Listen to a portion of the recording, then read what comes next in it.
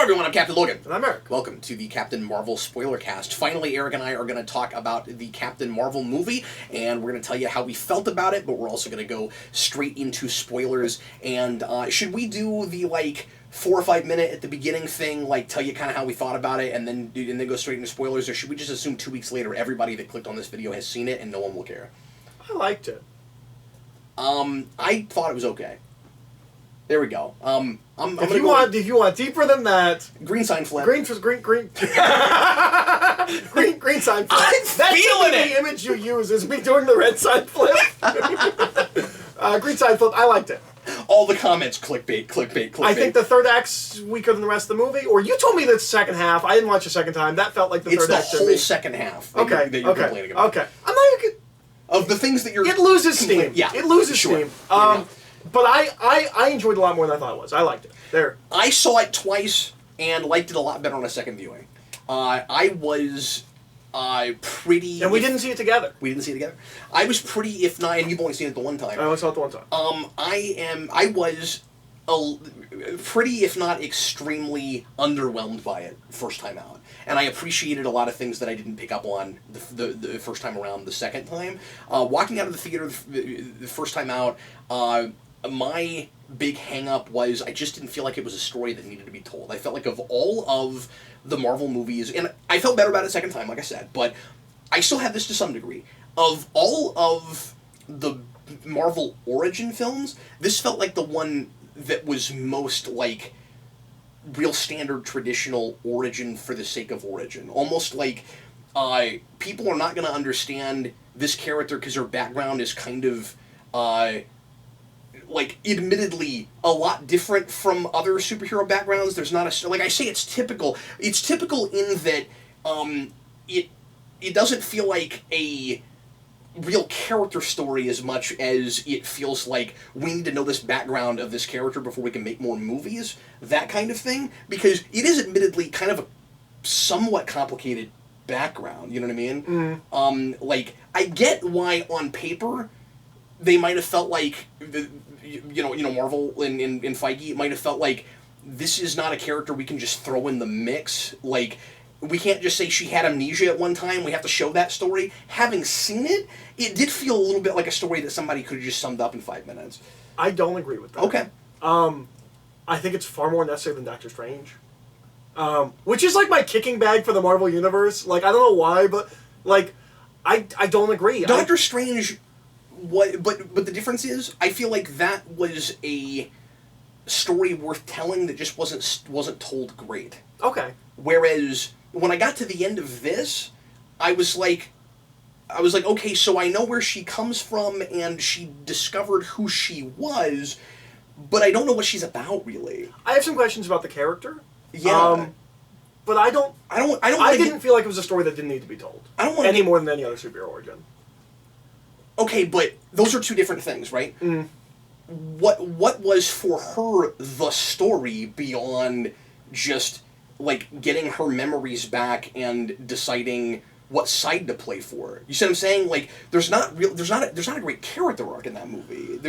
I think part of the problem is the performance and maybe the writing. I'm not trying to say everything should be exactly the same. I'm because that can be a formula in and of itself. I'm not saying that she had to have some big giant flaw that she figured out, but I also feel like every other character that we told an origin story, we had a clear defined ideology. We had a clear defined worldview by the end. And if she's going to be the big face of the Marvel Universe moving forward especially, I want to know what she's about. And that's why I kind of feel like it would have been better to introduce her outside of this first. Because if she's not there yet, then... this is just the story we had to tell because she's not there yet. That makes more sense, but I'm frustrated because I don't know what she's about, and if you're going to have, the new Iron Man and Captain America with her and Black Panther, which it feels like is where they're going, maybe it won't be, but that's what it feels like they're doing. I know so much, even just with Civil War, about Black Panther and what he's about, before I do her after she got her own movie. But her movie is about her finding herself, and a bit of the problem is that I don't exactly know who she is by the end of the movie, but... Yeah. But, I mean, she does have an arc. It is about going from being completely brainwashed and not knowing who she is to freeing herself and basically being able to do whatever she wants and be the person she wants to be. It's not an arc. She has found herself at the end, but I don't see an opportunity for change. That is what a character-driven story is about. What exactly is the opportunity for change? Well, she stops going after the Skrulls and goes after the Kree. Yeah, that's pretty plot-driven, right? And she moves from being a warrior to a protector. Yeah. She was a soldier, and now she is someone who's about preserving life. The amnesia thing is what bugs me about that, though. And it's better than some other amnesia stories that I've seen, and they're kind of stuck with that because that's what they do in the comics. And you can tell there was some trepidation about that. Like in the script, I feel like there's the sense of like we've got to try to make this not like the really typical, well, we're just leaning on amnesia because we don't actually know who this character is thing. And at the end, I'm not sure they've totally figured out who the character is. But I don't think they know who the character is. I think the problem is she oscillates between stoic and this really fun, spunky character, and I really like her when she's like that. Yeah, like absolutely. when she's hanging off the railing, like kicking her legs, like before the bad guys come. Yeah. That side of her I like a lot. Absolutely, yeah. The other side. It's also okay to have two sides of her if they bring that more to the forefront, right? Where she's got like if she's the person she was before the amnesia and the person she was after, but then she figures out who she was before and she has to reconcile the two. That's more interesting, but that's not really what we got. No, and I don't know if that's the writing, if it's the performance, if it's the directing. I'm not really sure. I agree with you that I don't fully have a great grasp on her. I'm hoping we get a better grasp on who she is right now in Endgame. But that's why I say it's not a great story because when there's a it's not a great character arc, I should say. I don't think. But I don't think it's not a character arc. I think it is a character arc. It might not have been executed great, but I think it is a character arc. I just don't know who she is at the end. What does she learn about herself besides, oh, this is who I was, okay, I'll just keep being that person again? You see what I'm saying? Like, that's just not that interesting to me. Like, But it's not just that. It's all the stuff about the Kree. It's everything she defined herself by for the past 6 years, and becoming the complete opposite. Now, I understand that she was more before the amnesia. Does she become the complete opposite, or is it just those people were lying and she's gonna now be what she thought she was all along? Like, but she's not. She didn't just take the war to the Kree. She's finding the Skrulls home. Right. Like it's a completely different thing. She's no longer being a soldier. She's going to help people. Well, that's true. I mean, if the point is supposed to be like I don't just follow orders anymore, that kind of thing, and not necessarily about confrontation. It's about protecting. It's defensive versus offensive. And then there's an interesting comparison to Captain America there. Sure. Okay. Yeah. I'm not saying it's executed brilliantly, but I think it is there. No, and that's the thing I guess I didn't see as much, but I guess you're right that that's there.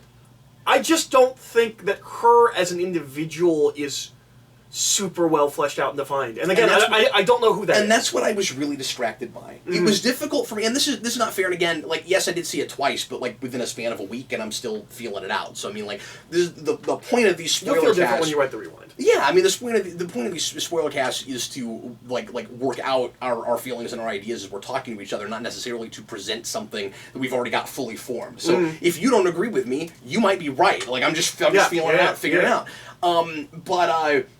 And it's cool that we don't immediately 100% come down the same way on this because we often do, and it's just fun when we disagree and we can challenge each other. Mm-hmm. But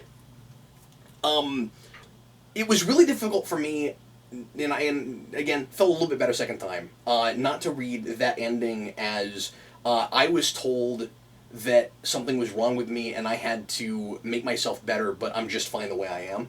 Mm-hmm. But that's like not what it is. Is that what it's saying? Like, yes. Okay. It's not getting into the subtextual stuff. Sure. Just getting into what is narratively there. It's about not having conformed to what anyone says you are. It's just being who you are. Yeah. That's not a choice. You're choosing to live your life by your rules as opposed to anyone else's. I am just really looking forward to getting to see this character get a story now that she knows who she is. Mm-hmm. Like, we've gotten some coming of age stories in the MCU already that were pretty good. I just didn't need another one. Mm-hmm. You know what I mean? Mm-hmm. Like, maybe I like this movie better if it's the first thing in an MCU I saw, but there's a lot of things about it that I felt like I've seen before. I'll say I like it better than Doctor Strange. I like it better than both Ant-Mans. I like it better than all the Thors. I think walking out first time, I felt about like I did in Ant-Man the Wasp. It is better than that movie. Mm-hmm. Having seen it again, Mm-hmm. I think there's more to latch onto. There is some pretty compelling stuff with the Skrulls, most assuredly. Mm-hmm. Some of that stuff did resonate with me. I think some of that's really easy. Okay. I think we were incredible. I thought the Skrull stuff could have been more complex. I wish it was just his family or a small sect of Skrulls, and we could look at the war on the grand scale and say there's good people on both sides. In case you haven't noticed, we are into full-blown spoilers at this point. I wish we could look at the war and say there's good people on both sides. I want that because what it really comes down to is, at least from the main Skrulls' perspective, is I've done terrible things, but I did it because it was war. And that makes me different from the Kree. I wish they were both bad, and they both had good people that were worth saving. And I'm hoping that in a sequel, I want the Skrulls to be vengeful, and I want it to not be squeaky clean and completely... Like, I feel like the Skrull story can't be done, because it's too simple, it's too easy. There were, like the Skrulls are completely innocent, and they only fought back because they were attacked. I want to see the Skrulls be like, okay, and you attacked us, and now we're going to take the fight back to you. I want that. And the first time for me, that screamed, well, you thought that these were going to be the bad guys, so we turned it on its head, and it felt a little obvious. I liked it better the second time. And Ben because Mendelsohn's performance is he's really, great. really It's the best I've ever seen him. And he's good and stuff. It's just part of it was they let him have some dimension this time, not just be a good guy, but have some dimension, and not just be a scenery chewing bad guy. Because I like him in Ready Player One, but also not. He's not just picked because it's an amusing flip, and like you expect him to just be the scenery chewy bad guy because he always is that, and then of course like if we're gonna make the Skrulls the good guys, we picked him because he's the red herring, but his performance is really good. Yeah. No, I mean, I think on the outset it's a really fun playing with the audience because you never expect that guy to be good. Like they know that. Like I'm sure they know that. It's like in the first Friday the 13th where like Jason's mom is evil and nobody expected that because she was like always played wholesome mothers. Yeah. Like you are playing against the audience, and I always like that. I always think that's fun because you never see it coming. But yes, he's playing the same character he always plays, always the big evil Skrull, and then he's not. And I think that's fun. I think we'll see him again too. I do too. I want him to become like Jakar. Like that's what I want for him. But that's Babylon 5. Babylon 5. And I want the Skrulls to be the Narn, which is also Babylon 5. But like that's what I want these people that have been oppressed to then go, and now we're going to oppress our oppressors. I think that could be really interesting. But in this movie, I thought the Skrull thing was really simple and unintelligent. And could be fixed, like you said, just by it being this sect, or even make it somehow clear. I don't know how you do this. Make it somehow clear that Mendelsohn's character, what is his name? Skrull. Yeah, we knew it the other day when we were talking about it. Yeah, because we're looking at his character. Because he's something. Because he's from comics. He is a straight up bad guy, and he's a completely different character. Yeah, he's the worst Skrull because he can't transform, so he overcompensates by being the most evil Skrull.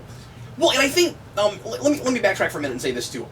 Because you mentioned the transformation thing. I think that on a thematic level, it's just inherently interesting to have a race that is born to be deceptive physically. Like, it's a defense mechanism, it's a thing they can do, and so, like, naturally they could deceive people and be really duplicitous, but that doesn't have to define them because you have a choice in things. What I think is interesting about it is that it takes something that, especially in the comics, has always been used offensively. Exactly. It's an ability that can be both infiltration and defense, and that they theoretically they're actually weak and they're hiding. They're not intentionally trying to go behind enemy lines, like at least genetically. Like it's a defense mechanism, not a offensive mechanism. Yeah, I think that's interesting. They're being chameleons before they're being spies. Yeah, and I think that's interesting. Obviously, they're being spies in the war, but genetically, what they start as. I like the idea that Skrulls. I like flipping that and making it where like this isn't what this is meant for, because like we just don't want conflict, and we like to, and so we hide. And like each of but us, we're going to use it offensively because you're making us. I like that. Yeah, but you want it to be like, you know, each of us is a person and has our own choice, and some of us will use it for evil, and some of us will use it for good, or just to protect our families or whatever. And what I was going to say is, I don't have a problem with Mendelssohn's character in taking up for his species, kind of like Magneto would for mutants, like putting them all in one pot and being like, we are the oppressed people, we're the victims here, and yes, I've done bad things because it's war. I'm glad that he said that. I like that. That he's like, well, this is war, and I have committed atrocities too because it's a war. He reminded me a little bit of, you're not very far in this, but he reminded me a little bit of like Kira in DS9, where like we're not terrorists, but we are terrorists, you know, that kind of thing.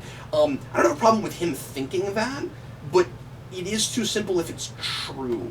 And I wanted somehow for the movie to tell me that there were other Skrull factions that were doing that had become more like the Kree in fighting against the Kree. And that's what I would like to see in a sequel. Me too. And so they'll probably fix that in the future. Yeah. There's no way they don't do the Skrull bad guys. Yeah. There's no way that this is the last time we see the Skrulls. Skrulls and that we don't do Skrull bad guys down the road. Yeah. I don't think, because we've been talking a lot before this movie Also, came people out. are speculating that Secret Invasion because there's one Skrull unaccounted for. Oh, interesting. We saw 4 Skrulls. We were only counted. 4 Skrulls went down to Earth, and we only accounted for 3. I didn't notice that. That's I awesome. didn't either. That's really cool. But I will say that moving forward, unlike what I was expecting, that I do not think that will be like a big thing we're building to like Thanos. I think we could do that, but I don't think it's going to be a big thing we're anticipating. It could be I could see it being an Avengers movie like Age of Ultron, but it will not be Thanos.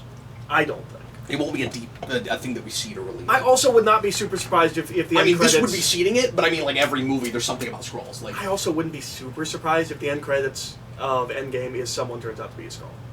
Someone we've been watching that whole movie, and maybe this whole time. Like, what if Coulson was never... Well, I guess Coulson's not in the movies anymore, but something like that. I mean, I have a theory. He's a Nick Fury? I think Fury could be a Skrull. Yeah.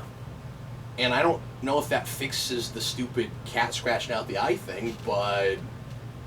Which is dumb. It doesn't. And, like, all the character stuff that they've done with him that I really like would be ruined by him being a Skrull this whole time.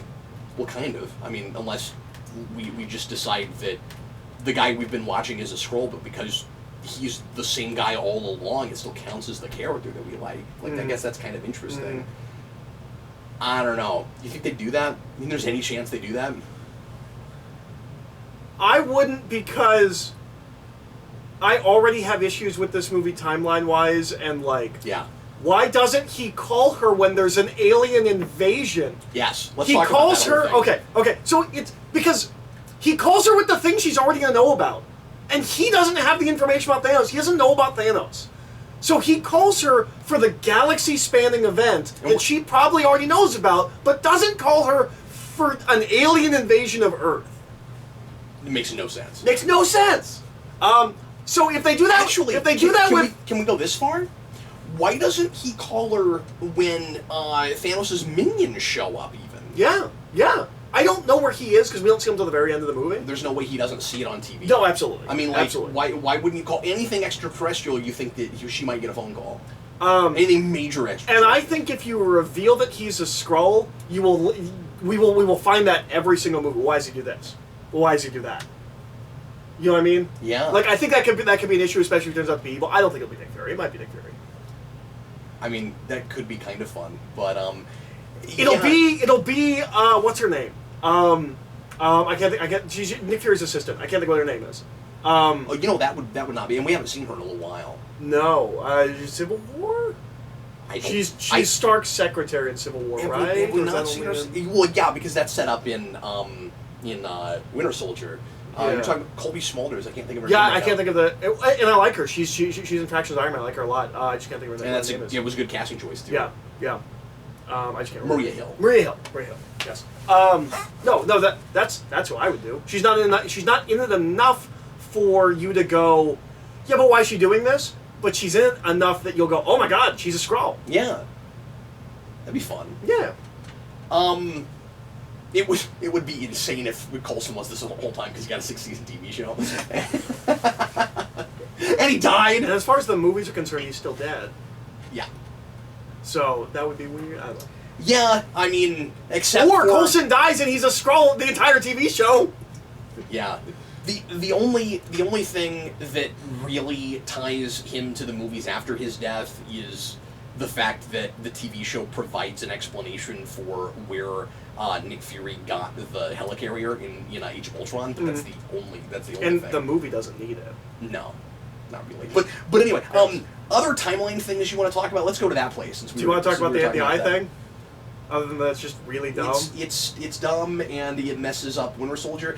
And here's the thing about it messing up Winter Soldier. So a lot of people have been posting all over the internet, but it certainly messes it up like thematically and stuff. Mm-hmm. Because just like we talked about Ultimate Spider-Man, he could be lying. I don't understand. I guess he's Nick Fury. Yeah, I don't understand. But he's so much more like he seems really serious when he says that. He's a lot more positive and kind of naive in what behind the ears in this movie, and he's not completely lacking in his cynicism and in duplicitousness. He does that, and I guess in that way we can compare him to Skrulls a little bit. It would have been cool if that was brought more before too, like, oh, you're a Skrull, but without having to shape change. It would have been nice if somebody said something like that. But anyway, but he does have that thing where he doesn't trust Captain Marvel and he turns on her and he calls in reinforcements and that gets him into trouble. And it's like Winter Soldier in a microcosm where it's like you didn't trust people and you didn't give people the benefit of the doubt, and so you're paying for it now. It's that whole thing. But he certainly doesn't seem to be the guy he is in Winter Soldier, and he's got that whole speech in Winter Soldier about how his grandfather always carried a gun to work in a lunch pail every day. You remember that whole thing? Yeah. His worldview comes from way before 1995, and he does not feel like the same character. And I'm not saying he has to be as world-weary, but but unless he's just putting on an act, he does not seem like the same character. But that can come later in life. You can be more optimistic and be broken and realize that's why my grandfather did that. Well, that's true, but he's also got some of it, so the assumption is he goes a lot farther partly because of whatever happened with his eye. And that's part of why I don't like that. And so he says in Winter Soldier, the last time I trusted somebody, I lost my eye. And I've been seeing a lot of people online freaking out about that and saying, well, it doesn't make sense because he said that. That doesn't make it not make sense, it's just dumb. Because it means that the person he was talking about was that cat. Which is a problem for the whole movie. Because he trusted the cat and then he lost his eye. That is prequelitis to the max. And I hate and they give us the eye fake out, it would have been so much classier if they just never did it. If they're like, oh, this is how he lost his eye, and then he pops open, you're like, okay, he's fine. I would have even been okay with it as a double fake out. One of the things that confused me at the end was I thought it was a double fake out. I thought that that all the cat scratch explained was the scars around it. Was the scars around it. I'd be okay with that. Yeah. But then when it was really strange because I thought that's all that had happened, and then the case of fake eyes comes in and I go, he lost his eye. Like, I didn't even know that had happened. That's how we find out that it happened, and I'm like, oh no. Well, when he scratches, he's like, it'll be fine. I'm like, no, it's gonna get worse. And I was like, okay, so that's. But I'd forgotten the line from Winter Soldier. You had to tell me about that. Yeah. That makes it a lot worse. No, that sucks. It would have been way classier if they just faked this out and then didn't do it. And because that's one of those things. Like this is a thing. There's actually a trope. Like, you look up TV tropes, this is a thing. Losing his eye, and here's the thing. I gotta say this because in Winter Soldier, there's this whole wonderful thematic thing done with Nick Fury with the eye, where the eye becomes a symbol of seeing all that you can see and being and being open to possibilities and just being observant and paying attention. Hydra was under his nose the whole time because he only had one eye open, and making a joke out of that bothers me. Like, that's one of the best things they've done in those movies, I think. And I just don't want to make a joke out of it. That's a lot of my issue with it. It's one of those things, and like there's a whole page on TV tropes about this, where it's like the thing that you talk about, and whenever we show it's always, it never works. Like, you never should have known how it happened. We never tell that story. I don't think we should have either. And I've seen people say that it's, some people think that it's as bad as some guy giving Han Solo his last name. I think it ranks up there. It's not. It didn't make me cringe in the way that did. That was also in the first 4 minutes of that movie, and made me want to get up and leave. And I know you haven't seen Solo, but oh my god.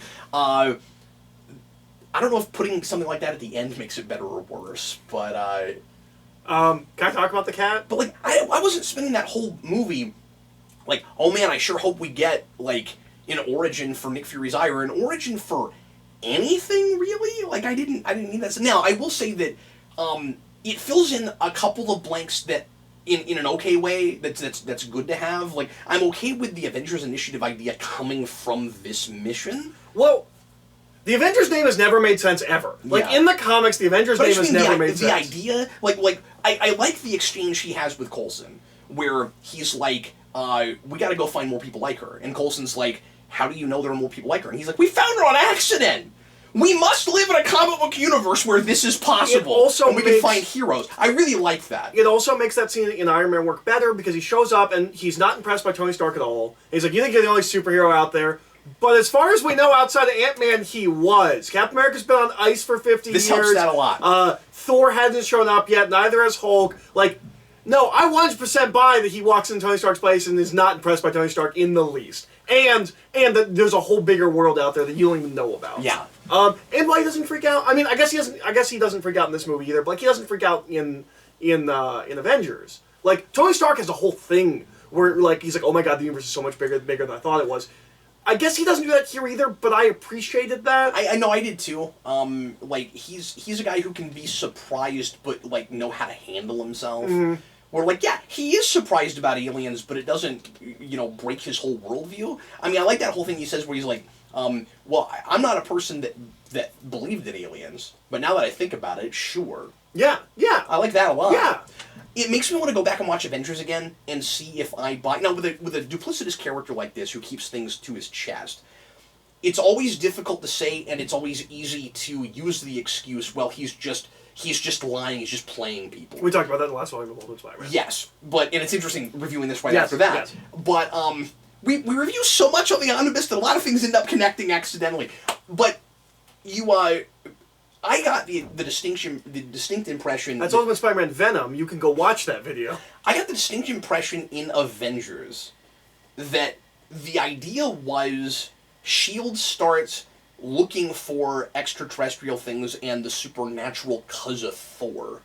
And I want to go back and watch it and see if I was wrong about that. We have to talk about Tesseract. Because the sense I always got was Thor was actually the thing that opened up the possibilities to them, and then the Chitauri confirmed it. And remember, they bring the Chitauri there on accident because they're messing around with the Tesseract. Now, that's weird because if they've had it in their possession for 20 years... Like, the sense I got, and again, I gotta go back and rewatch that, because now I'm thinking maybe I'm missing something, and feel free to leave comments. Maybe I'm missing something, or I've forgotten something, but I thought the idea in Avengers was they start trying to weaponize the Tesseract, and that brings the Chitauri there. And did they just now start messing with it? Like, they've had this in their possession for 20 years. Well... What am I forgetting? What am I missing? Okay, so here's what's confusing and weird. So I don't know how she got the Tesseract. Because up until this point, the impression I always had was they find the Tesseract when they find Captain America. Because that's the whole reason he downs the plane. Red Skull is in the plane with the Tesseract, and he gets sucked into it. It disappeared. Did the Tesseract go too? The Tesseract goes too. Okay. If memory serves. I thought it was in the plane. I don't think it's in the plane. Okay. Now, guys... There are I haven't watched that movie since Marvel Mania. And it's difficult to keep all the facts straight. And this is why I told you I would like to think it lines up somewhat, because Kevin Feige's mostly good. They wouldn't have pulled that out of nowhere, but that was always my impression. I'm not saying it doesn't line up. I'm saying that I'm not necessarily remembering all the facts. So, like, I'm not sure about it. I thought the Tesseract disappeared, and that it was a mystery as to how they got their hands on it, and that this was supposed to explain that mystery. But doing it 20 years earlier... is weird. I thought they found it with Captain America, and that's why they're playing with it now. Is that in the time between finding Captain America and the Avengers, they've just been messing with it. If that's the case, this makes no sense. That's what I always thought it was, but I could be wrong. Why don't you go into another subject, and I'll do a slight bit of research. Can I talk about the cat? Yeah. The cat makes no sense. Now, okay.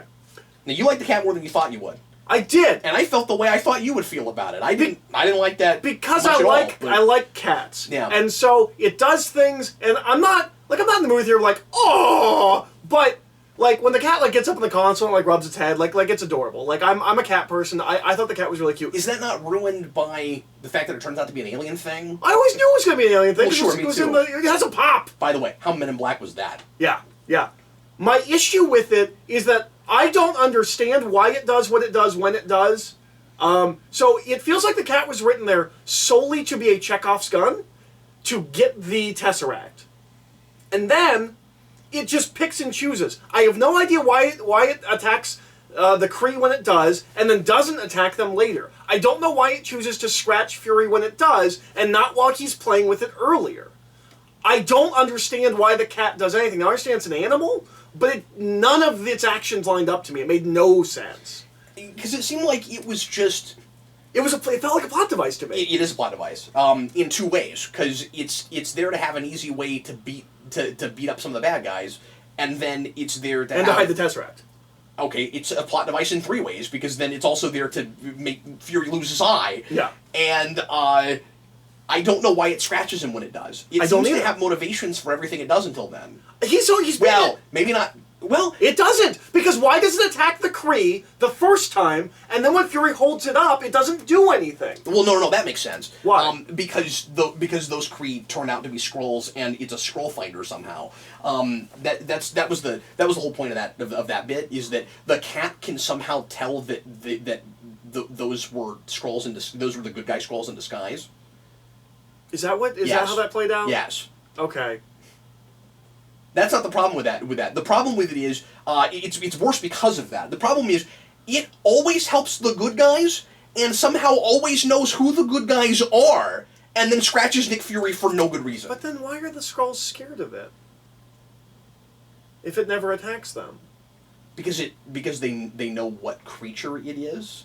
Okay. And if it decided it didn't like them, it's not like Tribbles and Klingons where they're just repelled by it and like it will freak out at Klingons. Like, it's not like that. Okay, I just don't understand the cat's motivation at all. No, it seems like it's just... I'd say that sentence before. It's just a good guy cat that always knows who the good guys are, but then because we need an explanation for Fury's eye, it scratches Fury for no good reason. Yeah, it's dumb. If it was arbitrary about who and when it attacked like you thought it was, that's better. If it's what I'm pretty sure it is, it's way worse. Okay. Yeah, no, that's really dumb. I should hate the cat. I really should. But I thought he was cute. I mean, it's real pandery. It's real. It's the Porg thing. Like, it feels like it's there so the audience can have something cute to look at. If anyone hates that cat, I'm not gonna fight him. Like, and I feel like the payoff. I want to say that I feel like the payoff was coming a mile. I saw the payoff coming a mile away, but I didn't. Because I kept expecting it to be a Skrull. I didn't expect it to be a creature. Okay, so yeah, this is... I'm glad that I looked this up. I found an article on Vox.com explaining this timeline, and I had forgotten about this. It's not anybody in present day at the end of First Avenger that finds the Tesseract. It's Howard Stark. Oh. Because you remember, he's going and looking for him in the ocean, and he finds the Tesseract. Okay. But that suggests that S.H.I.E.L.D. has it that whole time. How did it get from him to her? And then it says Howard Stark's drawings in Iron Man 2 imply that the arc reactor relies on Tesseract technology. Yeah. There's that. I forgot about that. There's that thing in that. Yeah. So according to the first Avenger in Iron Man 2, Tesseract was found by Howard Stark post-World War II and studied by Stark for an undefined amount of time, and then eventually Nick Fury comes to possess it. But eventually Captain Marvel comes to possess it. Yeah, but at least that was on Earth. Yeah. So that we knew the Tesseract was on Earth, so at least she found the power source on Earth. And Stark Industries is still a military installation, so there is is still a military company. They're making weapons and stuff. So there's a reason that they could have come in contact. Stark and Howard Stark and this Marvel. Is interesting. Okay, so remember, Marvel's project is called Project Pegasus. Yes. In Iron Man 2, thing. It's revealed that Howard Stark was working with Project Pegasus before his death in '91. Tony Stark opens a box of files labeled Project Pegasus. Oh, that's great continuity. That I didn't remember. No, that's really good. Yeah. No, that's why it's drawing the Tesseract. Sure, great, awesome, sweet. That all lines up and makes sense. Yeah. Cool. Sorry, I don't mean to make this video just me reading. Okay, yeah, cool. So Sure. that does So, work out yeah, really well. yeah. So now we know. Because when we got to Tesseract, like I was like, A little bit more. How did that get there? Is Sure. there two? Is this the actual cosmic cube? So okay, And it's cool that there's an evolution of it like that, where it starts with Red Skull using it for malicious means as a Nazi, and then she uses it for benevolent, altruistic means, and then when we get all cynical and spyy later because we're trying to be mightier than our enemies because we're afraid of what might come from beyond, we start trying to weaponize it. But again, a little weird that. I mean, does it just take them 20 years to weaponize it? Like, that's the big question I have, is, like, shouldn't they already be afraid of things coming to kill them from space a lot earlier than they seem to be? Well, unless that's why they're putting together the Avengers Initiative.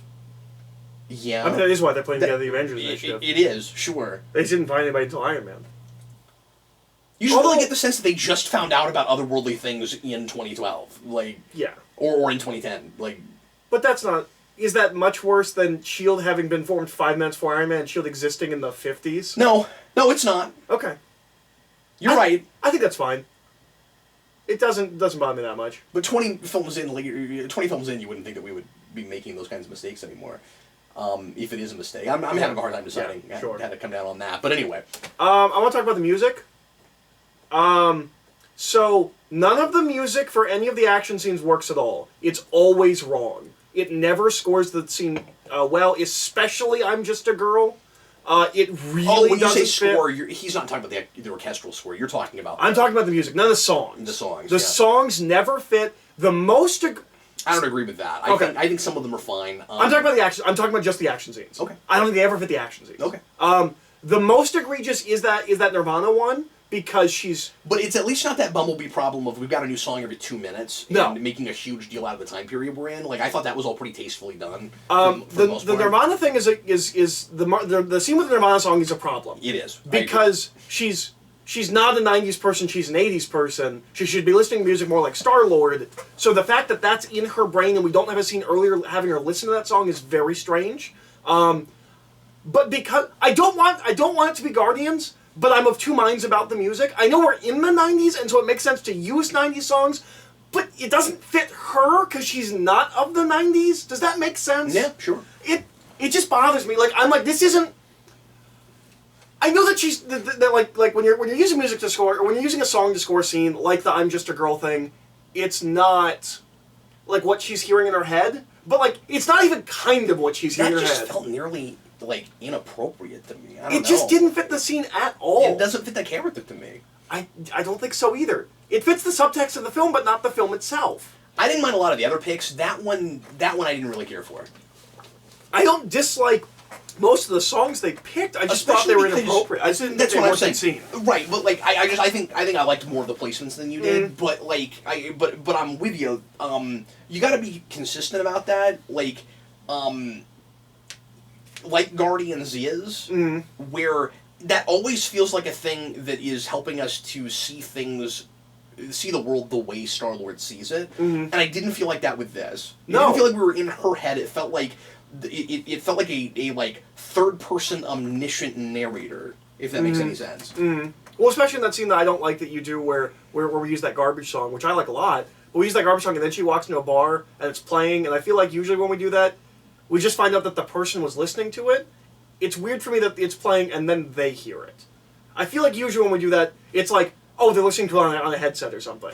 That felt weird to me. Like, that almost took me out of the movie. I was like, oh, it's playing in the bar that she had not yet arrived. That feels like a real nitpicky thing. No, that's fine. Like, I'm just... But like, I think you will start seeing that everywhere now.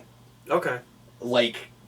I've seen that a lot. Okay. I can't think of any good examples. Okay, now that I'm thinking about it, I probably will. That I think we do a lot. I think okay. you will suddenly start seeing that everywhere, and you'll be like, oh, okay.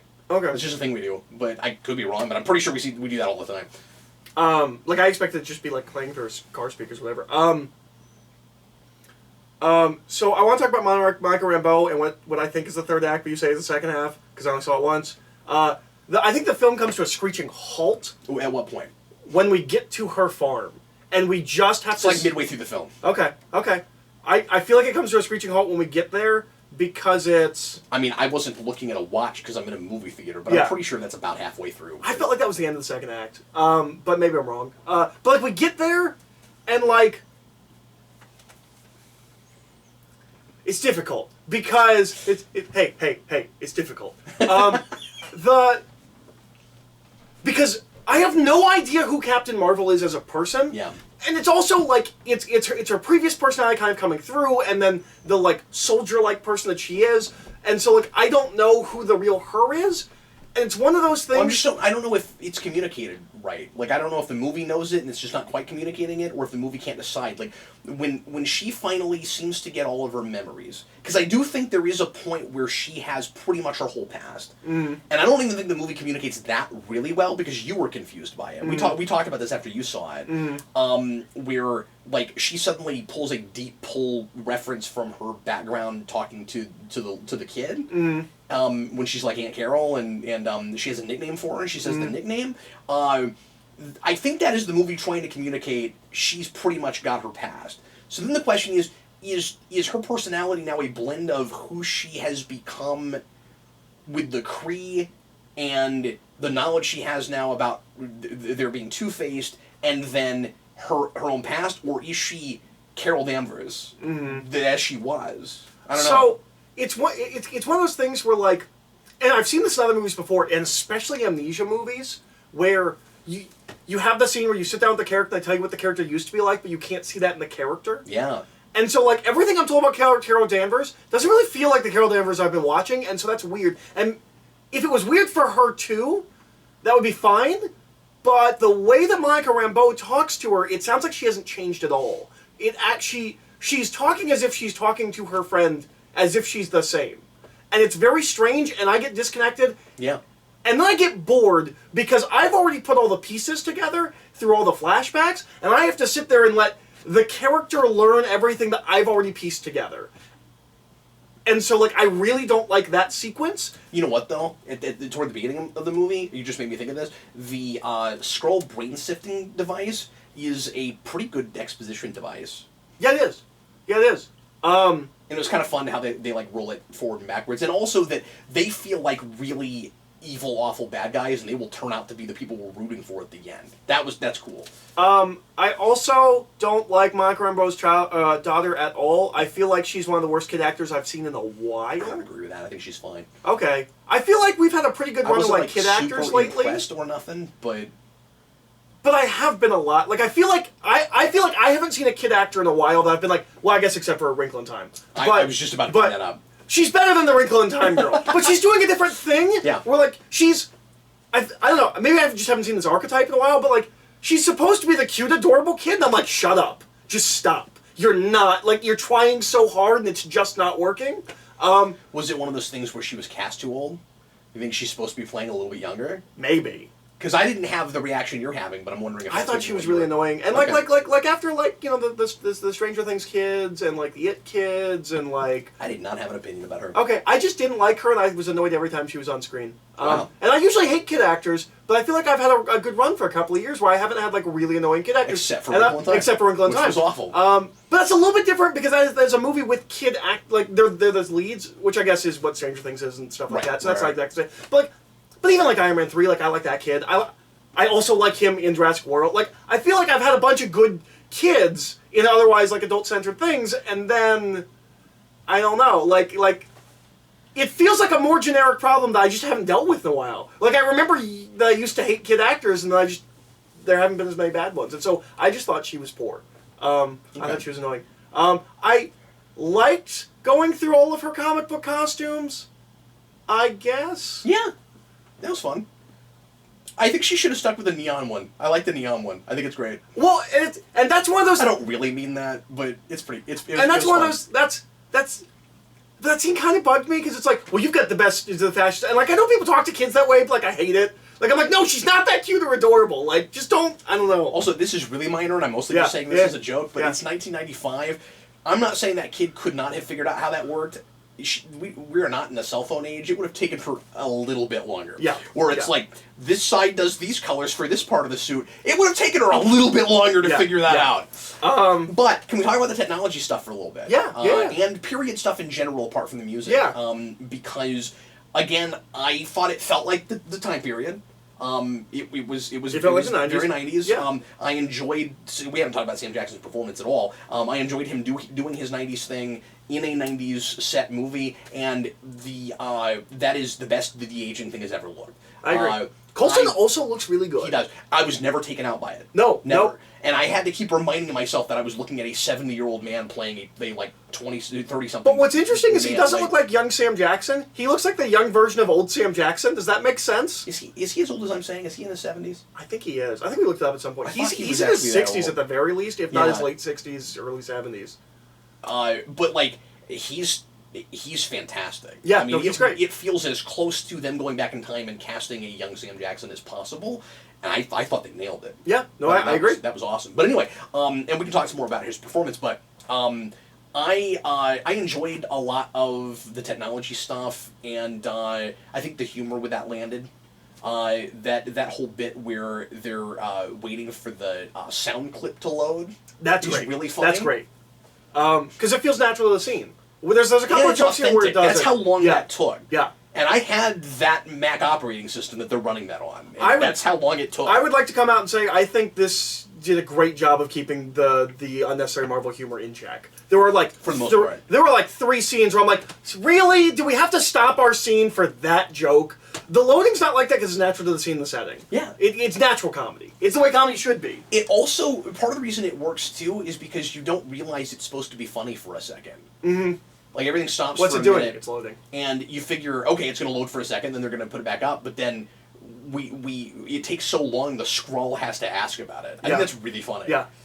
No, I agree. I thought that was really funny. That was one of the funnier parts, I thought. I also liked Sam Jackson's line at the end, or toward the end, about the pinball machine, where that Skrull kid is all excited about how big his high score is, and he's like, if I was playing the same pinball machine for 6 years, I would have high scores too. Yeah. Do you think he is played too much for comic relief? No, you said you had a huge problem with that. I didn't. On first viewing, I did. Yeah. I was so distracted by certain things that I missed plot points, as I tend to, which is why I'm glad I went and saw it again. Mm-hmm. Overall, I don't think it's as bad as I thought it was in the first place, but again, I don't mean to keep harping on this. I needed the movie to either end with him just still being as happy-go-lucky as he is. That's not the way to describe him, but you know what I mean. Compared to what he's like later, and you just assume that that there's like a lot more rough things that happen to him later, and maybe there still is, but I needed it to do that, or to see some of that transformation happen in this movie if we're going to do the eye thing. Or I should say, especially if we're going to do the eye thing. I really thought we would see him in a darker place at the end of this film. And I guess I kind of wanted that somehow. Okay. But I'm not saying that, I'm not trying to rewrite the movie. I'm not saying it's bad because of that. I kind of expected it to go there, and because I did, the eye thing was worse for me. Okay. Do you see what I'm saying? Because then we play the thing that is like the representation of his worldview and what makes him dark is a joke. Mm-hmm. Oh no! Mm-hmm. So, anyway. No, that's fair. I felt real at home with him because he was very similar to his character in Long Kiss Goodnight, which comes out around the time that this movie is set, and is him playing second fiddle to a strong female character that he's kind of just along the ride for. Interesting. Yeah, also written by Shane Black. So they did that on purpose? I don't know if they did that on purpose. I know he said before that's his favorite movie he's done. I don't know if that's still true, but at some point he said that. He was talking about it on set at the very, very least. Like, it just felt really natural. I was like, oh yeah, I've seen you do this before. Yeah, way to go. Cool. So he's less vulgar. We have not talked a lot about Brie Larson and her performance at all. Mm-hmm. I think I liked it a lot better than I thought I would. Like a lot of people, I was not sure about her performance based on trailers. I kept saying, let's wait and see. I assumed she would be a stoic character because people were like, "Oh, she doesn't have any expression." Then we saw the movie, and she's not a stoic character. She is when she is, and she isn't when she isn't. So but I mean, on paper, like the character does not seem like she is supposed to be a stoic character. She is sometimes giving a stoic performance. Okay, I'm jumping all around because I wanted to say this earlier, but let me throw this in real quick too as I'm saying that. Part of what makes that weird is the business that her Kree boss, the whole thing he has at the beginning where they're setting up what we think is the character arc and that it's not the character arc, that she's too emotional and she has to keep that in check. And then you get to the end, and that's just her, that's either just him controlling her, or she is really emotional, but that's supposed to be okay. And I'm not totally sure what that is ultimately. Okay, but she's not giving a performance that is impulsive. No. And the character doesn't do a whole lot of really super impulsive things until she gets all her powers, and then she wins because she's really strong, and nobody can beat her, I guess. But like, I have to talk a little bit about this the socio-political thing. Yeah, sure. Okay. So I was going to make another point about the performance, but then I got to this place. Go ahead. Well, it's kind of part absolutely. Of that. Okay. Go ahead. So the too emotional thing is very strange for me, and I can't exactly work out. And that's part. By the way, some people are going to dog on me for this. That is part of why I said at the beginning of this, it felt like there's not really a character arc, because I'm like, is that a problem, or isn't it? Like, what is she learning about, like, herself beyond, again, just this is who I used to be, and the Kree trained me wrong. You know what I mean? Like how is she gonna? Is she supposed to act differently in the future, or is it just empowering? Is the whole character arc just I'm empowered? Is that all it is? I think it is. Okay. I think it is. So too emotional is a thing that is lobbed at women. So then I have to defer to you and say, okay, you're right that that's all arc, I guess. But I don't love it as an arc. Too emotional is a thing that people lob at women, and it's a thing that comes up often, especially in things that are supposed to be dealing with those kinds of issues, right? Sure. Like men say, like you're being too emotional about this. Like that's a thing that comes up, right? Like that, and that's a stereotypical thing that men say to women, is you're being too emotional. What I don't know in this movie, because it's a very specific choice in this movie for him to keep saying she's too emotional. The problem is, especially with a montage of memories where she keeps standing up when she gets knocked down. Yeah. Which I get to my thoughts on the subtext at the end. Absolutely. Because this is not about that. What's weird is he keeps saying she's too emotional, but I'm not seeing emotional. And so I'm thinking that he keeps saying that because that's a thing men say to women, at least subtextually, that's a thing men say to women, and that's what we're saying in the film, is that she's not too emotional. But then at the end of the film, and also when she's talking to Fury in the car, where she says, like, she kind of goes off on her own, does her own thing, like, Fury's like, I have that problem too, like, my boss hates that too. Yeah. I don't know if she is emotional or not. I don't know if that's actually a thing. I don't know if I'm supposed to read it as, he's saying you're too emotional, and she's saying I'm not too emotional, or if he's saying you're too emotional and she's saying, and that's not a problem. I don't know what I'm supposed to take from that. And when he calls her, I mean, I've only seen it a couple times, when he calls her a rogue agent, she has a personal stake in it like he says she does, but is she exactly being, at least at that point, a rogue agent? Way less so than James Bond in all of Daniel Craig's films. Yeah, I mean, like, yeah, she's going and investigating the Mar-Vell thing, and that's not really what she was sent there to do, but it's... That's curiosity before it's emotional. Yeah. I have flashes of this person. I want to find out who it is. That's not emotional. Like, is it disconnected enough from the Skrulls that she would get in trouble for that? It's what they're after. Yeah. It's what the Skrulls are. It's plot relative. That's what I'm saying. Like she could easily convince her boss, well, I should be looking into this because that the Skrulls are after that power source, and that's what Mar-Vell was creating. Mm-hmm. Or I'm sorry, that's what Mar-Vell was using when she was making her lightspeed drive. Mm-hmm. So yeah, no. She doesn't seem too emotional. Part of that's because she is kind of stoic, except for when she's not. When she's not, I really like her. I really like the fiery, fun, like almost like Buffy sometimes. Yeah. But like a Buffy that grew up a warrior. Like, yeah, absolutely. Like who I think Buffy will be when she's 40. Yeah, I'm trying to think of who that reminds me of. Like, there's somebody, it's just not coming to me. But, like, I don't know, a little bit of, like, Spawn Angela or something. Like sure. there's an archetype there. Yeah. But anyway, one of my favorite scenes with her is when she just sees Nick Fury for the first time coming out of the video rental place. Mm-hmm. Like, the banter there is great. Yeah. And, like, that's... Like I want that character for more of the movie. She's got the hotshot pilot thing a little bit. Yeah. And we're playing with that archetype really well. I mean, way better than we ever did with Hal Jordan. It's the most I've ever liked Hal Jordan. It might have been better if the Kree were more Vulcan-like, where, like, they have a stoic philosophy that they're using to, like, oppress the galaxy, but nobody realizes it, or the people that were working with them don't realize. Like, she doesn't realize it, and it isn't. Oh, you're always being too emotional. It's to do our job and to be a good Kree. We're all supposed to keep our emotions in check, and you treat it like you treat it like Spock or something. You know, you've decided to be part of this this group. I guess they make her think she's Kree, but, like, you're one of us, and we are supposed to have this stoic philosophy.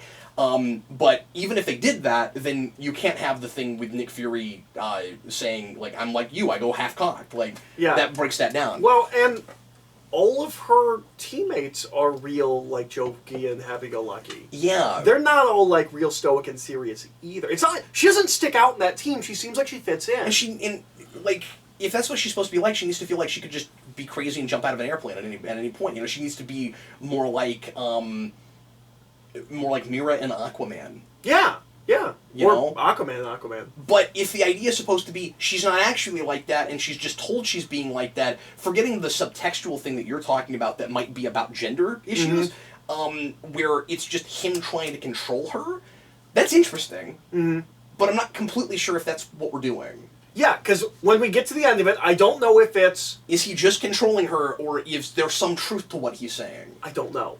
I don't know if it's I'm not emotional and you're saying I am, or if it's and what's wrong with that. Yeah. I don't know where the movie lands. Not totally sure. That was frustrating for me. Yeah. Do you want to talk about the subtext? Do we have anything else to talk about before we get to that stuff? I just wanted to say that again, I think her performance is sometimes a little bit uneven. I don't overall dislike her, and I think she can build on it.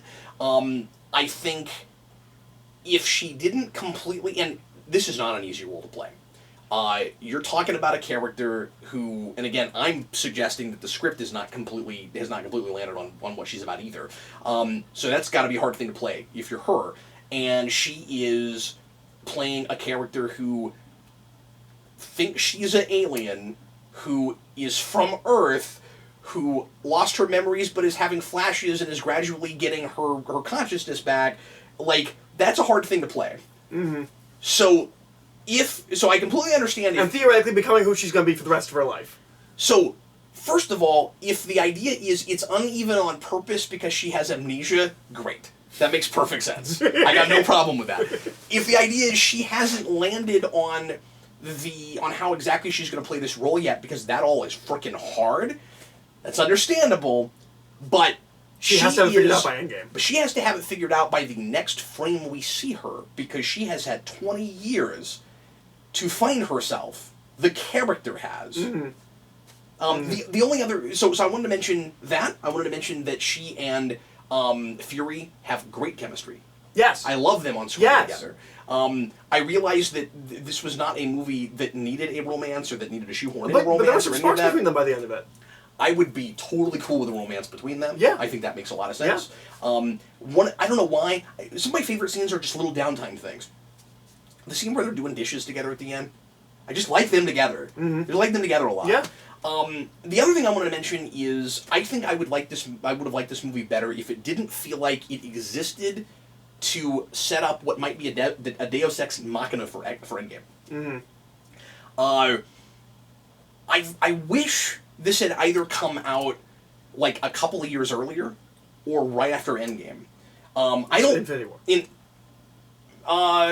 No, Endgame. No, you mean absolutely Endgame. Yeah. You mean she comes in, saves the day, and then we find out who she is. We find out who she is. Okay. Absolutely. Okay. Do it like we played Black Panther. And I'm not saying we have to be consistent about that kind of thing. I'm saying that it feels like a thing that we kept a big mystery for no good reason. Mm-hmm. Like, there weren't any big, giant, earth-shattering revelations in this movie where it had to be now. It felt like we just decided to use this character finally, so we're going to give you this background that we didn't know about. It feels like such an afterthought. I also feel like... It's like, my biggest issue with the movie is simply where it's placed. I would watch this in a different order, probably, having not seen Endgame. I feel like that. I love that we get introduced to Black Panther as a kind of mysterious character, and we get a sense of his worldview before we know anything about his culture, and then we expand on that, and we learn about him. This probably wouldn't feel as much to me like a story that didn't need to be told if, and especially where it was, if I had met her once and was more curious about her. I think it was a mistake to put it where we put it. I also feel like it could have worked better if anybody else agrees with me on that, but that was distracting for me. I also feel like it would have worked better if we flipped this in Ant-Man the Wasp, and we just had some time to live with her and figure out what we think of, because the way it's placed, it's like, all right, figure out exactly what you think of Carol Danvers, because she'd be really important in a month. If this movie came out right after Infinity War, and then we had almost a whole year to kind of watch this movie a couple of times and get used to her. Absolutely. We didn't release the Black Panther movie right before Civil War. And be like, he's going to be really important, guys. We did release it right before we had him in Infinity War, but we'd seen him once before. Yeah.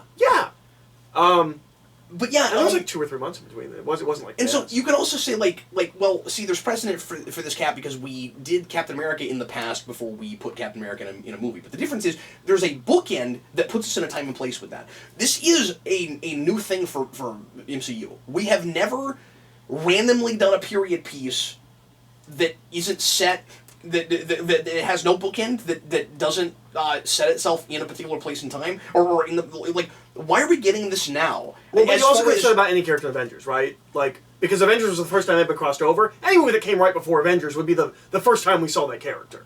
No, that's true, but those are all happening in chronological order. I see what you mean. There are mentions of things that make it clear that every movie in the MCU until now, in some way, shape, or form, is the next thing that happens. Every one of them. Even First Avenger, because he's thought out, he comes out nice, it's the very next thing that happens. And then we go back to find out who he is. This should have had something like that, in order to feel less like an afterthought. And the only thing that gives us an anchor at all is the mid-credit scene, which is weird watching this in a vacuum. Like, that only doesn't feel weird right now because we saw it in the theater in the order we watched these movies in. But if you just sit down and watch Captain Marvel in a vacuum, which is just this 1992 period piece, which has nothing to do with anything else, you'll suddenly get to that mid-credit scene and be like, oh yeah, that's right, we were setting her up for Endgame. Like 20 movies after this, and you're like, oh yes, that's right, we did that. There should have been some kind of a bookend, like we had with the first Avenger, to make it feel less like it was a retroactive kind of choice. I like for itself as a piece that it doesn't have a bookend. I understand what you're saying in the larger scheme of Marvel. For the movie itself, I like that it doesn't have that. Didn't have to be a major bookend. No. You know? It could have been something really small. Or if you're not going to have it at all, don't have that mid-credit scene. Just don't do that. Don't anchor it at all if you're not going to anchor it. That's, I mean, I'm complaining as much about that mid-credit scene as I am anything. Sure. It's weird it's weird that suddenly we're thrown back. And also, it's just the obvious thing to do. Yeah. Which I'm convinced that that's a scene from the movie, like the Civil War Ant-Man one. It may be. Okay, we are past an hour. You want to talk about subtextual? Let's talk about subtextual. Yeah, go right ahead. And political stuff to some degree. Sure. Okay. So, what I think this movie does very, very well, versus a lot of things we've complained about before, is everything that I see in this movie that might be leaning towards the political agenda that people say it has, is subtextual. There is no point in the movie where the movie stops and preaches at me through the characters. Does that make sense? It doesn't tell you how to think, and it doesn't tell you that you're a bad person if you don't agree with it. I think the treatment of men in this film lines up perfectly with where we are in the 90s. The treatment of men and women in this film lines up perfectly, like, going through... There's a lot of chauvinist guys. Going through things in the 70s and 80s like she would have, I don't think any of that's throwing anybody under the bus. We did stuff like that in movies in the 70s and 80s. Sure. when we get to the third They act... also don't make every man an idiot. No. And, I mean, there are a lot of likable male characters. Yeah. When we get to the third act... And Captain Marvel as a character is not, like, man-hating, and she's not running around like a freaking men. There's none of that. No. But when we do get to the third act, which is when I think it really comes through, is I think there are a lot of lines that are subtextually supposed to say things. That, again, make sense of context in 1995. If it's supposed to be subtextual for the audience in 2019, oh my god, they're so regressive. It's shocking. Like, they think it's that we haven't changed since 1978. Made any progress whatsoever. Yes. Yeah. And I think that's really unfortunate. And I always have to preface when I say that, saying, it's not like everything's perfect. I'm just saying that there has been some progress. But the things that they're saying feel like they're fighting back in the 1960s. I think all of I could be wrong. I don't think I am. But the things that they're saying, I think subtextually sound like whoever wrote this or made this or whatever has a very regressive view of gender politics right now, and doesn't see the world that actually exists. Are you concerned about what that will be like in a sequel set now? If Captain Marvel shows up in Endgame or her own movie and goes, oh, everything's better. Things are better now. Women are allowed in the military and to actively fight in the military. They can fly fighter jets and things like that. Boy, we didn't have that when I was going through the military. And it's fine for her to notice sexism and have a problem with it. That's fine. Sexism exists. It absolutely exists. I'm sure it probably very much exists in the military. Just like racism still exists. But I think that the thing... I will not complain about what I perceive the politics of the movie as, because it is subtextual, and that's all we've ever asked for. Is if you're going to have a point of view, it doesn't have to agree with me. It just has to make sense in the narrative of the film. This never stops and preaches at me. It's all subtextual, and that's all I require. And I would be a hypocrite if I was bothered by that, because that's all I've ever asked for. Is you don't need to stop and tell me what you think. Do it. Just tell the story you're telling. If it comes through, it comes through. There might have been things you noticed that you sort of had a knee-jerk reaction to, but then you stopped yourself and you were like, "Well, okay, so it's a movie with an opinion." Yeah, like, it is maybe on some things taking a position, but you don't feel insulted or pandered to. Yes, I don't agree with the position the movie takes. I think, at least in the third act, when I feel like it's talking to me, the audience. But everything she says plays in scene. There's never a moment where I said, oh, the scene stopped so that they could tell me this. And so while I might not agree with certain opinions this movie has, I cannot be angry that it has them. Sure. Because it's doing it the right way. And great. That's all I want. Yeah. If the CW shows were like this, I wouldn't complain about that. I would just complain about the bad writing, the bad character stuff, and the bad... I would have kept watching Supergirl. Instead of stopping at episode 8. This feels like a thing that has... an opinion about like certain social issues before it feels like propaganda. Yeah, and that's fine. I'm with you. That's Great, make that movie. Make that movie. I don't care. As long as it works within the narrative piece you're telling. That's also I don't care. But that also canon is often really good storytelling. Yeah. It doesn't feel like we started with theme. It does feel like we landed on theme. And that's good. Yeah. So even if you don't agree with it, you don't have to agree with everything. Yeah. So even if I don't agree with the politics of this movie, and I could be reading into it. Sure. Even if I don't agree with what I think... You're not going to go into that. Yeah. Even if I don't agree with what I think they're subtextually saying in the third act of this movie, I'm not going to dog them for saying it subtextually. That's where you put those things. Yeah. You put them in the subtext. And so, yeah, great. It didn't bother me, because that's what I want it to be. I will say that I'm a little bit weirded out by all the constant comparisons to Wonder Woman. Oh, I kept seeing Alita. From just people. Oh, okay. Just people keep comparing it to Wonder Woman. And I don't see a lot of comparison with those two films. It's not a similar movie at all. Doing it's not similar very different characters. things. And it's like, just because... And there's a lot of people that want to either dog it or put it on a pedestal as being better or worse at Wonder Woman in dealing with feminist issues and things. And I don't get that. Like, I'm with you. It is saying some things about gender issues, but it like, again, mostly in the background, and for the most part, it's a pretty innocuous, fun action movie. Mm-hmm. You know what I mean? And I feel like a lot of people, maybe even us, would have missed it if there hadn't been a big publicity stunt beforehand. Exactly. Does it feel I think like a lot of people have gone right over their heads. Yeah, and people walked in kind of charged to look for that. Mm-hmm. It doesn't feel to me like a movie that is trying to be super poignant.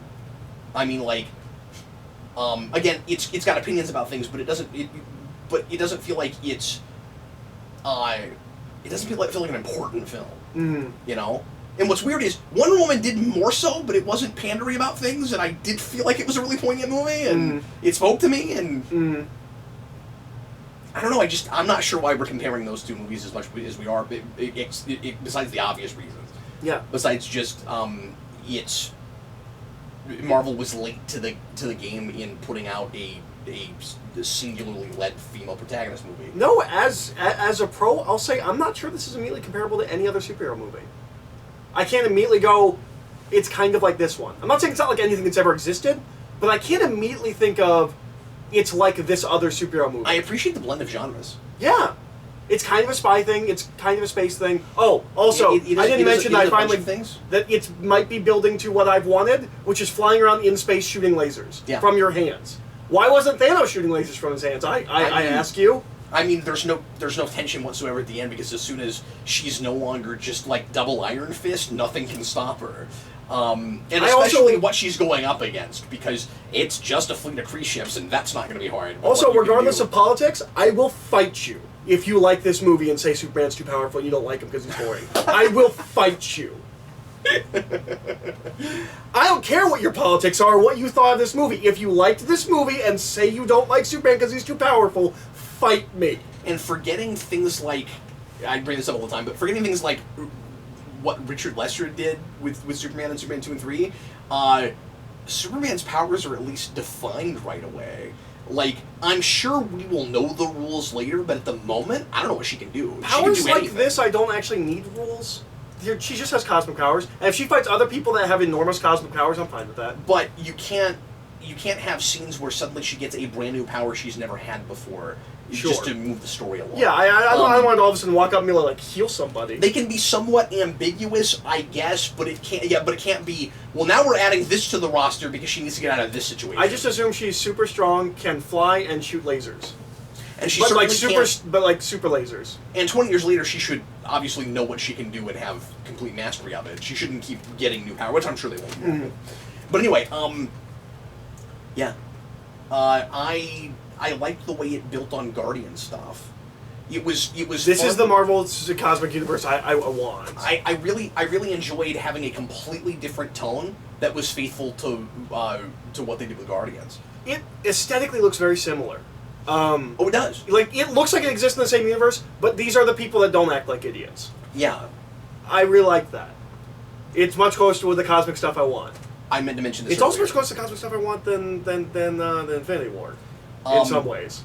An argument for having this movie, because remember I said if it was possible, and like just the making the behind the scenes stuff notwithstanding, and like when they chose to make this movie and casting it and everything, that all notwithstanding, if wishes were horses and this could have either been way earlier or way later, because I don't like where we landed this, like I said earlier, an argument for having this movie earlier would be that the Kree being destroyed in Infinity War makes a lot more sense when you know the things we find out about them here, and that like it's an empire. Yeah. Because that was so weird to do off screen. It's still weird off screen, but like we're gonna vilify that species after we killed them all in a prequel. Okay. Well, I mean, they were already vilified a little bit in Guardians. Not to this degree. Sure. Not where suddenly I'm more sympathetic with Ronan of all people. Yeah. I really like that he was here. Yeah, I did too. I like those kinds of crossovers that we're just kind of interconnecting the films. I like that. That feels very Marvel Universe. Well, we're going to deal with the Kree, so we'll have Ronan here. Well, I really like that. And I thought it was weird that we felt the need to do the Nick Fury eye thing, but we didn't feel the need to give him his whole origin. He's just there. Why couldn't we have done that with Fury? He's not a main character. until the third act. That's true. But yeah, I liked this movie quite a bit. I liked it a lot more than you did. You liked it more than I did. I liked it a lot more than you did. I watched it at a theater, and I was like, that was pretty good. I was surprised. I thought you would hate it when I saw it. I really did. Yeah, I didn't. And I did not hate it, but I mean. I should also say I'm always impressed when a thing I didn't care for holds up better on a second viewing, because that means more repeat viewings. I'm probably going to warm up more to it. I should also say that I was able to go see this movie after a 5-day vacation where I didn't look at any news or the internet or anything. I was able to go in with my head completely clear. I still don't know what people think of this. I assume it's polarizing. You've told me it's polarizing. It's very polarizing. I don't know what people think of this, and I didn't when I walked in. I wasn't thinking about what everyone was saying. I was able to just kind of live in a vacuum and go see this movie. Our viewers have been everywhere from that I've seen, because some folks have, posted about it. Are everywhere from it's great and one of their best standalone movies to it's Dark World bad. Like I'm seeing. Interesting. Yeah. Everything in between. Certainly not Ragnarok bad. Well, it has a tone. It has a tone. I'm feeling it. Yeah, I'm feeling it. It's not my favorite thing, but I liked it. Well, that's going to be it for our Spoilercast. Thanks a lot for watching, folks. We sure appreciate it. If you are watching the Omnibus playlist, keep it rolling, and we're going to go into some comic vaults now. We are going to review Secret Wars, which has a Captain Marvel. And she's in Captain Marvel. She's in Captain Marvel? Her friend Monica Rambeau, Is that who that is? Yeah, that's who that is. Well, that's pretty cool. Yeah. Do you think that'll be like a roadie kind of thing? Where, like... It's weird because she got there first. But also, she'll have to be 20 years older now. Yeah. So, maybe we'll never see her again. I don't know. Well, she might stick around as like a supporting character. I don't think we'll ever get that. And I think her costume is one of the costumes that she goes through when she does the thing. No, I didn't do the white thing with the... I thought it did white. The symbol doesn't change on her costume, but I think it does the white. Does it go and white? black. I don't remember. It does. It definitely goes white and green, which is the classic Captain Marvel or the original, not the classic. The classic is the red and it's black crazy one, with a character that I knew very little about until a couple of years ago, and I still don't know a ton. But it's weird how many different costumes that character has. Well, it's because they're pulling from different characters. Right. Because it's the original Captain Marvel, it's Miss Marvel, and now her as Captain Marvel, and I think they do reference her costume. Miss Marvel and Captain Marvel are a thing, take note, Marvel, that is a mantle and that different people can be in. And it's okay to have multiple different people in that with that mantle. Yeah, who knew? In the 80s, Captain Marvel was a black woman. Yeah, I didn't know that. I did. That is the thing I did not know. She's Photon after? I think she goes by Photon now. That's which cool is name. Is it? You think no, so? I like it. Oh, okay, I think it's a really generic name. Screw you, I like it. I hope it's spelled with an F though. She also ran the Avengers. Really? Yes. Wow, I'm gonna have to look into that character. I don't know anything about her. If you read Interesting. If you read Next Wave, which has been in that box for 2 years now, if we ever read Next Wave, you will remember that she ran the Avengers because it's the only thing she ever says in that book. Do you think it's possible that the little girl will grow up and be like in her I guess she'd be in her late 20s at this point? I'm totally cool if her Miss daughter Marvel? grows up. Well, it wouldn't be that because Miss Marvel's like something completely different, and she's Middle Eastern, and it's a whole thing. Well, yeah, right now. I mean, the one in the comics, but I'm just saying they could. I'd be fine if she grew up to be Photon if she got cosmic powers. That'd be cool. It won't be that actress anymore, so I'll be fine with that. I'm just saying they could use that name and give it to a different character, I guess. Well, they said that they want Miss Marvel in the sequel. Oh, they do. Okay. Well, Brie Larson says she wants Miss Marvel in the sequel. Okay, they want that particular character. Yeah, the current one that's been around Whatever for 5 her name years. is, which is not coming to me right now. But Yeah. yeah. I still need to read that. I have not read any of that. I haven't either. People say you good read it things, from the but- library. And then I didn't get around to it. I was doing other things, and then it was late, and then I had to take it back, and I didn't get around to reading it. So I will do that at some point. Anyway, thanks again for watching, everybody. We sure appreciate it. Leave your comments, and we will see you in just a little bit for more Geekvolution Omnibus. I'm Captain Logan. And I'm Eric. See you, folks.